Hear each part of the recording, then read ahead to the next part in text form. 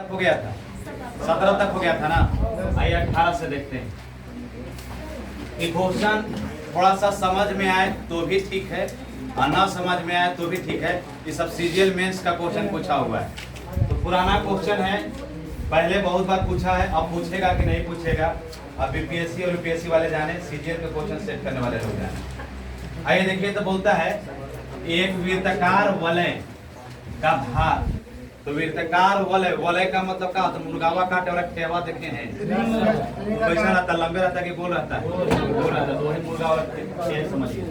तो देखिए, तो वलय का मतलब होता है गोलाकार और त्रिज्या का मतलब, त्रिज्या को आर से इंडिकेट करेंगे। किससे इंडिकेट करेंगे? आर से इंडिकेट करेंगे। त्रिज्या को किससे इंडिकेट करेंगे? आर से। तो त्रिज्या को हम आर से इंडिकेट करेंगे। त्रिज्या को आर से इंडिकेट करेंगे। त्रिज्या के वर्ग के समानुपाती है किसी वलय। तो वलय का भार, तो भार को हम W से वेट, वेट का मतलब भार, भार को किससे इंडिकेट करेंगे? वेट से। तो बोलता है किसी त्रिज्या, एक वलय का भार उसके त्रिज्या के वर्ग। तो एक वलय का भार, वलय मतलब वेट, वलय का भार जो है एक त्रिज्या के वर्ग, वर्ग का मतलब स्क्वायर, एक त्रिज्या के वर्ग के समानुपाती। तो समानुपाती मतलब का समानुपाती का चिन्ह कैसे होता है? समानुपाती का चिन्ह ऐसा ही होता है। हाँ, ये भी बात है कि जब दो गो अनुपात आपस में बराबर रहता है तो दो अनुपात भी एक साथ लिख देते हैं, वो भी समानुपाती का चिन्ह। फिर बोला है कि जबकि मोटाई स्थिर है। तो मोटाई तो ऐसा आदमी की स्थिर रहता है, खान पीन पर डिपेंड करता है। तो मोटाई स्थिर है, तो मोटाई को हम थिकनेस से इंडिकेट करेंगे। थिकनेस, थिकनेस का मतलब मोटाई, यानी कि पतराते परातराते जो रह जाता है वो मोटाई बच जाता है, वही ना है। पतराते मतलब तो हम लोग समझ में नहीं है। बोलता है कि तथा वलय का भार, वलय का भार मोटाई का समानुपाती है। बोलता है कि जबकि मोटाई स्थिर है, तो मोटाई स्थिर का मतलब क्या है? कांस्टेंट है, उसमें कोई बदलाव नहीं हो रहा है। मगर यहाँ बात बोला है कि तथा वलय का भार मोटाई का समानुपाती है। इसका मतलब है कि मोटाई जो है वलय के भार है उसके समानुपाती है। तो टी है, टी का मतलब मोटाई ना, और कांस्टेंट है। आई बोला है कि वलय का भार मोटाई का समानुपाती है। तो समानुपाती है तो एकरे में जोड़ दिए तो कोई दिक्कत है, साथ साथ रख दिए। मतलब बोला था कि मोटाई कांस्टेंट है, मतलब मोटाई में कोई बदलाव नहीं हो रहा है। मगर जैसे ही समानुपाती बोला तो इसको रखेंगे।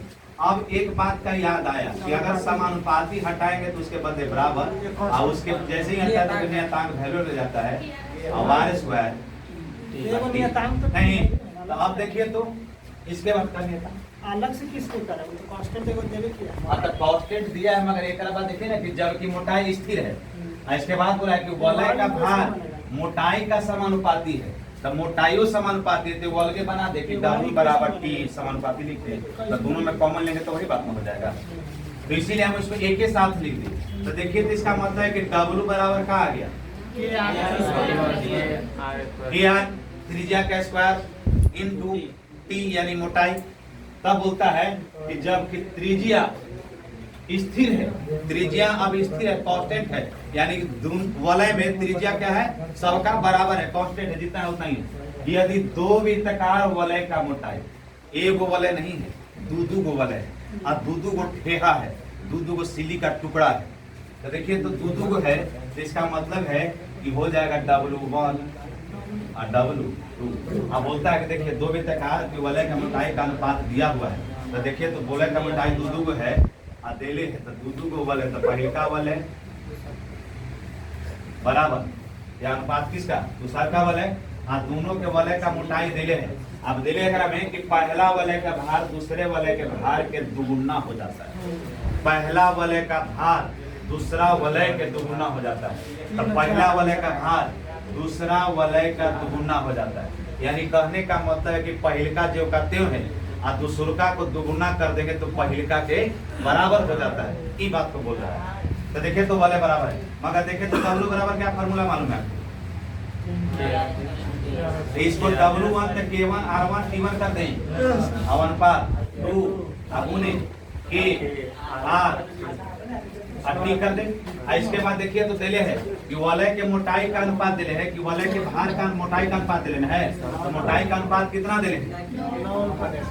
अब के हटा दें, कोई दिक्कत है? के टू हट जाएगा। आर स्क्वायर अब मोटाई कितना दिया हुआ है? 9 दिया हुआ है। इधर कितना हो जाएगा? 8 दूनी 16 हो जाएगा ना। 8 दूनी 16 का लिखे 16 डायरेक्टली 16 लिखे। मोटाई दे रहे तो कितना लिखते हैं? 16 R1 R2 square R2 square R1 square बट्टा R2 स्क्वायर R2 स्क्वायर बराबर 16/9। देखिएगा, ध्यान दीजिएगा, ये दोनों के गुना करेगा तो आना चाहिए। देखिएगा तो जब स्क्वायर स्क्वायर हटा रहे हैं तो ध्यान दीजिएगा, अगर R1 हो गया ये R2 हो गया, जब इसको हटाइएगा अनुपात में है देखिएगा तो कितना हो जाएगा? 16। अब देखिए तो R1 और R2 ऐसे लिख दें 16 अनुपात कितना है? 9। इसका कितना हो जाएगा? 4। इसका कितना हो जाएगा? 3, यानी कि 4 अनुपात। बहुत जरूरी है। तो देखिए क्वेश्चन को आप लोग समझ नहीं रहे तो बनेगा कहाँ से? देखिए तो बोलता है कि एक वृत्ताकार वलय का भार, तो वलय ऐसे न होता है गोलाकार। तो एक में तो त्रिज्या बड़ी मानी है, व्यासो है नहीं है, त्रिज्या एक वलय में बहुत सारा त्रिज्या है। तो आप बोलता है एक वृत्ताकार वलय का भार उसके त्रिज्या के वर्ग के समानुपाती है। तो वलय को हम आर से त्रिज्या को इंडिकेट किए, डब्ल्यू से भार को इंडिकेट किए, थिकनेस का मतलब मोटाई को इंडिकेट किए। अब वलय का बोलता है कि वलय का भार त्रिज्या के वर्ग के स्क्वायर के समानुपाती है। आप बोला है कि मोटाई कांस्टेंट है, मगर मोटाई भी समानुपाती हो जाता है। मोटाई स्थिर तथा वलय का भार मोटाई का समानुपाती है। तो मोटाई का समानुपाती है, इसका मतलब है कि ई भी इसके समानुपाती है। तो बगल में कहीं न लिख करके हम इसी के साथ लिख दें, नहीं तो बगल में लिखते तो ऐसे अगर इंडिकेट करते तो दोनों में कॉमन लेते, तो वलय वलय कॉमन, फिर एक बाद समानुपाती के बदले के अब आर स्क्वायर, एकरा में टी नहीं रहता, टी एकरा में से लेते तो यही चीज लिखते, कॉमन लेते ना। आगे क्वेश्चन ऐसा है तो देखिए तो तथा वलय का भार से त्रिज्या के समानुपाती है, जबकि त्रिज्या यदि स्थिर हो, यदि दो वृत्ताकार वलय का मोटाई का अनुपात दिया हुआ है। दो गो वलय है, पहल का वलय और दूसरा का वलय, यानी कि दो गो अब चक्री है, दो न है, और दोनों में भार भी रहा होगा। दो गो अगर बोला है तो दोनों में भार रहा होगा, एगो के W1 एगो के W2। अब बोलता है कि पहला वलय का भार दूसरे वलय के भार का क्या हो जाता है? दुगुना हो जाता है। तो दुगुना बोला, इसका मतलब कि पहले का बराबर होगा कब? जब दूसरा का में 2 से गुना करेंगे तब। तो जिसका दुगुना उसी में 2 से गुना। फिर बोलता है कि मोटाई कितना दिया हुआ है? इतना दिया हुआ। तो देखिए वलय का भार को फार्मूला था ही, तो सबको सेट किए। अब मोटाई 9 है, इसमें भी मोटाई कितना है? P2 है तो कितना है? 16। 8 दूनी 8 इसका था मोटाई ना, तो 8 हो जाएगा, तो 8 दूनी 16। इसको किए तो R स्क्वायर और R2 हो गया, यानी कि त्रिज्या 2 हो गया, इसके स्क्वायर हो गया। और फिर इसी को R1 लिख दिए और R2 लिख दिए। स्क्वायर हटाया तो रूट अंडर चढ़ गया, और रूट अंडर चढ़ गया तो 16 का वर्गमूल 4 और 9 का वर्गमूल 3। फिर से चालू किए जमाना। भगवान आपको तीव्र प्रगति दे, इस बार बिहार पुलिस में सिलेक्शन दे। नहीं, रमेश ने कुल मुर्गी, आइए पहले ठेहा दिया, अब ये मुर्गा दे रहा है। पहले ठेहे ना दिया, वलय का मतलब ठेहा था। एक मुर्गे का देता है कि मुर्गा प्रति मुर्गे के दर से बेचा, अब मुर्गा न है, मुर्गी है, मुर्गी। चलिए कोई दिक्कत नहीं है। बोलता है कि 60 रुपए प्रति मुर्गा, तो रुपया में संख्या में 60 को है, 60 रुपया ना जी, रुपया है, और संख्या में कितना है? एगो मुर्गा को 60 रुपया बेचता है, बेचा तथा उसकी 4 गुनी कबूतर, तो 4 गुनी कबूतर। अगर मुर्गा एगो बेचेंगे तो 4 गुना कबूतर बेच रहे हैं। कबूतर कितना है? 4 गुना है, और कैसे है? 30 रुपए है। तो अगर आप भी बताइए कि एगो मुर्गा के 60 रुपया कीमत और एगो 4 गो कबूतर के 30 रुपया कीमत, एगो प्रति मुर्गा न होता है। तो अगर इसका आय निकालना रहेगा तो कैसे निकालिएगा? 60 रुपया 60 आय कैसे कि गुना कर दे, इसको भी आय निकालना, कैसे गुना कीजिएगा? मिला करके दोनों मुर्गा कबूतर से मिलता है कितना? 180, मगर मिलता है कितना? 1620। तब पढ़िए पहाड़ा, क्या नाम? बसट्ठा से, 98 बसट्ठा से।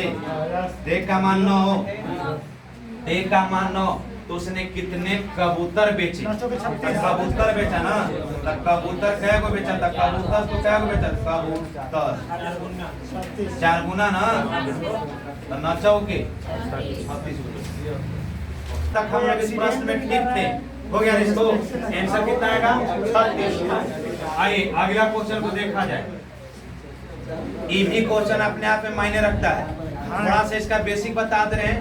शॉर्ट पर हम काम नहीं किए हैं, शॉर्ट का एक वीडियो हम बना करके डाल देंगे। ये वो कोई बात नहीं बता देते हैं। संपूर्ण पृथ्वी में भूमि से पानी का अनुपात, संपूर्ण पृथ्वी पर, पूरे धरती पर, संपूर्ण पृथ्वी पर, धरती पर, संपूर्ण पृथ्वी पर पानी का अनुपात है। इसका अनुपात कितना दिया हुआ है?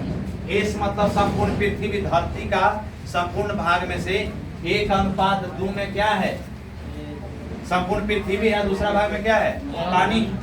फिर क्या बोलता है? अनुपात में पानी है तथा ही का लिखल है तथा उत्तरी गोलार्ध में यह अनुपात इतना है। उत्तरी गोलार्ध मतलब नॉर्थ पोल, नॉर्थ पोल। उत्तरी गोलार्ध में इसका अनुपात कितना है? संपूर्ण पृथ्वी का अनुपात और पानी का अनुपात कितना है? 2:3 है। अब कौन है? साउथ, दक्षिणी गोलार्ध। दक्षिणी गोलार्ध का निकालना है, यानी कि दक्षिणी गोलार्ध का निकालना है संपूर्ण पानी का और धरती का अनुपात को। तो 1/y मान लीजिए, जिसको निकालना होता है उसको 1/y मानते हैं। बेसिक बात पर हम बता रहे हैं, इसका शॉर्ट वीडियो बना करके हम डाल देंगे, चिंता नहीं करना है। आइए ध्यान से देखिए, हम लोग पढ़े थे कि जिसको निकालना होता है ऊपर, तो मान लीजिए पूरा पृथ्वी का निकाल रहे हैं, तो जिसको निकालना होता है ऊपर टोटल वैल्यू जोड़ करके इसका मान 2 है, पूरा मिलाकर कितना है? 5। एस कितना है? 1 से मगर है कितना? अब देखिए तो कि है कितना? 3 मगर है दोनों मिलाकर कितना? है कितना? y मगर है दोनों मिलाकर कितना? मगर बोलता है कि पूरा पृथ्वी पर है कितना? 1:3। इन नॉर्थ पोल का हो गया, नॉर्थ पोल और साउथ पोल, नॉर्थ पोल और साउथ पोल दोनों मिला करके, नॉर्थ पोल साउथ पोल मिला करके वो पूरा ग्लोब बन जाता है।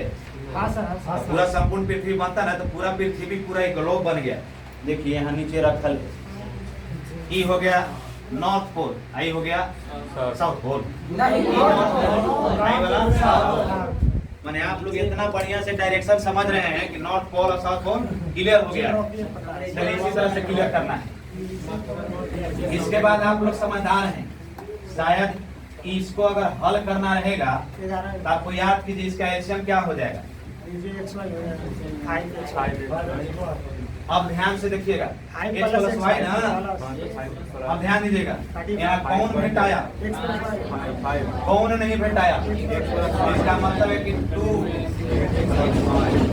क्या कोई दिक्कत है? कौन भेटाया? कौन नहीं भेटाया? कोई दिक्कत है? वो बड़ा डड़ी। आप देखिएगा नीचे लगा कौन भेटाया? 5। तो जो भेटाता है उसको छोड़ देते हैं, उसका अपोजिट ले लेते हैं। 5 भेटाया तो x + y लेंगे, तो गिरी। देखिए कौन भेटाया? x + y, कौन बच गया? 5x। अब देखिएगा ई नीचे से बराबर 1/2। ये नीचे से ही नीचे कट गया, कोई दिक्कत है? अब ध्यान दीजिएगा, अगर इसको लिखना रहेगा बराबर में कितना है? 1/2 है। अब देखिए इतने बड़ा हम लिख देते नहीं, करीब कि दिक्कत हो जाता है। ये 2x हो गया, आई कितना होगा? 2y हो गया, प्लस तो 7x हो जाएगा। 7x + 2y बटा, ध्यान दीजिएगा 3x, अब 5 है ना, तो 3x प्लस कितना हो जाएगा? 5y। तो देखिए तो 5y और 3y हो जाएगा कितना? 3x + 8y बराबर 1/2। अब ध्यान से देखिएगा, इसका मान तिरछा निकालिएगा। 14x + 4y बराबर 3x + 8y बराबर 3x + 8y। कोई दिक्कत है? अब ध्यान से देखिएगा, इसको अगर निकालेगा तो 14 में से जाएगा 3x तो कितना हो जाएगा? 11x। आई जाएगा तो कितना हो जाएगा? 4y। अब x और y का मान निकालना रहेगा, 4:11। कौन ऑप्शन में? इस सब ऑप्शन में 11:4 है, इसलिए ध्यान नहीं। इधर लाइकन देखिए कोई साला ड्राइंग बन गया हमने। देखिए ए और बी देखिए एकरा में क्वेश्चन में लिखा था कि सुधार करना है, क्वेश्चन मिलाइएगा। ए तथा बी भाइयों ने 4:5 के अनुपात में कुछ बचते की, सही है? हाँ 4:5 है वो, यही का सुधार करना था। 4:5 में बचते की, यहाँ का है अब फिर का है यहाँ 3:4 के अनुपात में बांट ली। अब ध्यान से देखिएगा, ए तथा बी दो गो भाई है, क्या है? दो गो भाई है, ए और बी दो गो भाई है, क्या है? भाई है। और दोनों भाई मिल करके इतना का अनुपात में बचत किया है, 4:5 के अनुपात में बचत किया है। उन्होंने अपनी बहन के लिए उपहार खरीदने का प्रयास किया। तो हमनी के तो बहन अच्छा खरीदने का निर्णय होगा, निर्णय लिया, खरीदने का निर्णय किया, जिसका कीमत इतना का अनुपात में था। अब कीमत दिले है, ए और बी का कीमत कितना दिले है? 3:4। तो कीमत इतना का अनुपात में बांट लिया। इस खरीद के बाद ए ने अपने राशि का इतना खर्च किया, ए ने अपने राशि का 2/3 भाग खर्च किया। तो 2/3 भाग खर्च किया, इसका मतलब है कि 1/3 का बहन के लिए क्या खरीदा? 1/3 क्या बहन के लिए क्या खरीदा? उपहार खरीदा। हमनी के जो अभी रक्षाबंधन आता है तब बहन को उपहार देते हैं। अब तो ऐसा हो गया है कि जो कुकर से फलाने कुकर से नहीं करे प्यार, वो नहीं करता है बहन के प्यार से इनकार न होता है। रक्षाबंधन पर अपने बहन को दे कुकर, अलमीरा न होता है, दे हीरे का अंगूठी, सब ना ऐड करता है। तो ये सब प्रचार है, यानी कि हम लोग के पारिवारिक रिलेशन अंगूठी पर टिकल है, गोदरेज पर टिकल है, अलमीरा पर टिकल है, अब फेयर लवली पर टिकल है, ना हो बना है। इतना का अनुपात में बांट दिया। इस खरीद के बाद ए ने अपनी राशि का 2/3 भाग खर्च किया, जबकि बी के पास इतने रुपया बच गया। तद अनुसार उपहार की उम्र नहीं, ऊपर कीमत क्या? तो देखिए, तो उन्होंने अपनी बहन के लिए उपहार खरीदा। तो देखिए क्लियर कर लीजिए, अगर मान लेते कि बचाता 4 है, अगर इसमें अनुपात में अगर कोई वैल्यू को जोड़ना घटाना रहता है तो वेरिएबल लगाते हैं, तो ये हो जाएगा 4x, ये कितना हो जाएगा 5x। यानी कि अनुपात में ए और बी बचाता कितना है? 4x और 5x। अगर कीमत उपहार के किया जाए, उपहार का कीमत का निर्णय लिया जाए, तो अगर इसको y माने तो ये हो जाएगा 3y, आई हो जाएगा कितना? 4y। 10 है। आज जैसे ही कोई वेरिएबल लगाते हैं तो अनुपात हट जाता है। क्या हो जाता है? अनुपात हट जाता है। अब अनुपात हट जाता है तो कोई वैल्यू को डायरेक्ट गुना भी कर सकते हैं, जोड़ भी सकते हैं और घटा भी सकते हैं। तो देखिए, तो बोलता है कि अपनी बहन के लिए इतना बचाया है, मगर बचाया कितना का बचा कर लिया था? बचाया कितना है? 4x का, मगर बचाया कितना का है? 1/3 का, मगर उपहार खरीदा है कितना का? 3y का। मान निकालिए तो x का मान निकालिएगा तो कैसे निकालेगा? छोटा छोटा काली दीजिए, बड़ा काली। अब देखिएगा 4x हो गया गुने 1/3 हो गया। बहन के लिए उपहार बचाता है इतना का, मगर बचा कर उपहार देता है कितना का? 1/3 का। तो 2/3 खर्च किया तो 1/3 का उपहार या बहन के बचते करके ना, मगर बचाता उपहार के लिए कीमत कितना है? इतना। तो अगर कीजिएगा तब 4x/3 बराबर हो जाएगा 3y, यानी कि 4x बराबर हो जाएगा 9y। तो हमको x का मान निकालना होगा, क्योंकि x का मान निकालेंगे तो ये बचत आ जाएगा, तो इसको बाद निकालेंगे। तो देखिए, तो x का मान हो जाएगा 9y/4। ध्यान दीजिएगा, इसको गुना करेंगे तो 4x हो जाएगा ना, क्योंकि हम पढ़े कि जब दो भिन्न आपस में बराबर होता है तो तिरछा तिरछी गुना होता है। अब ध्यान से देखिए, अब इसके बाद बोलता है कि बचाता है 5x। कितना बचाता है? 5x। मगर बोलता है कि इसे जबकि बी के इतना रुपया बचाता है, मगर देखिए तो बचाता है, कीमत उपहार का कितना था? इतना का। अब बचाता कितना का है? 145 रुपया। 145 रुपया बचाता है, तो x का मान आप यहाँ निकाले। x का मान कितना निकाले? तो x का मान हम सेट कर दिए कितना? ऐसा काहे कर रहे हैं?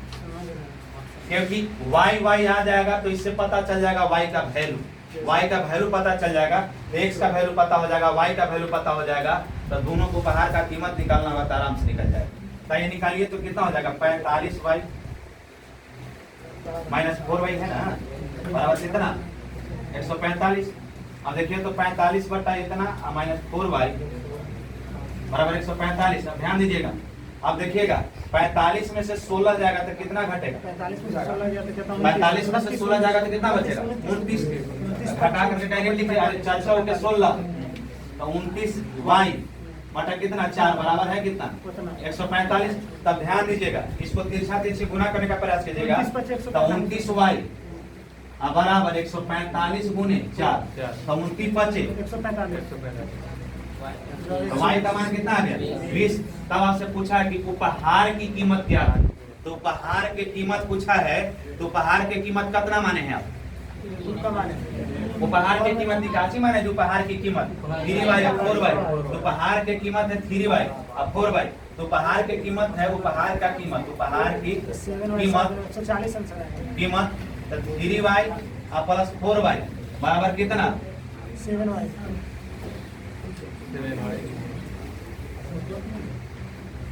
3y पर कितना होगा? 7y। y का मान कितना आ गया? 20। तो कितना हो जाएगा? 140। 140 कौन सा ऑप्शन है? चलिए दौड़ते हैं अभी। 5699 आंसर। हाँ देखिए, इसका आंसर भी लॉन्च कर दी, इस सगीर अहमद के किताब में आपको मिल जाएगा।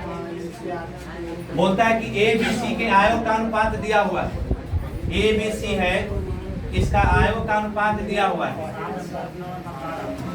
कितना? 7 9 12 कितना है? अब खर्चा दिले कितना है? 8 9 15। अब अपने से बताइए आप लोग ध्यान खोल के कि कोई आदमी अगर कमाए 7 रुपया, अब खर्चा 8 रुपया करे तो ये लक्षण बेचाने वाला ना है, बिकने वाला है। आमदनी 54 और खर्चा 58, तो इसका मतलब कि बिकाने वाला लक्षण है। वही चीज है, 7 रुपया कमाते थे, 8 रुपया खर्च के बेचा जाएगा। और वही बात बी के कि जितना कमाया उतना खाया पिया बचाए वाला है। अगर 9000 महीना में कमाया, 9000 खत्म हो गया तो बचा कुछ नहीं।